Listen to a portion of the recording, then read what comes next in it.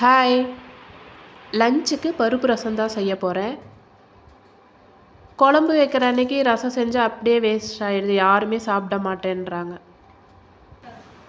மிளகு, ஜீரகம்லாம் சேர்க்கறதுனால ஜீரணத்துக்கு நல்லது. டெய்லியும் எடுத்துக்கிறது நல்லது தான். எங்க வீட்ல பொறுத்தவரையும் டெய்லிலாம் செஞ்சா வேஸ்ட் ஆயிடுது. வீக்லி ஒன்ஸ் நான் மெயின் டிஷ்ஷா இந்த மாரி செஞ்சிடுறது. அரைக்கீரை பொரியல் பண்ண போறேன். கீரைக்கு பருப்பு வேக வைக்கிற தண்ணியை சேர்த்து தான் செய்ய போறேன்.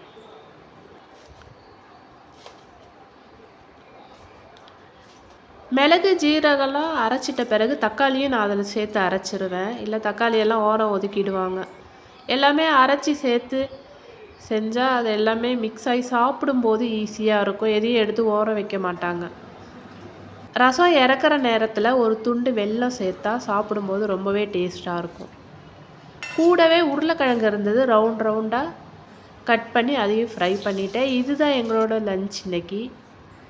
ஆடி கிருத்திகை அன்னைக்கு லாங் வீடியோ ஒன்று எடுத்திருக்கேன். அதை ஷேர் பண்ணுறேன். டைம் இருக்கும்போது செக் பண்ணி பாருங்கள்.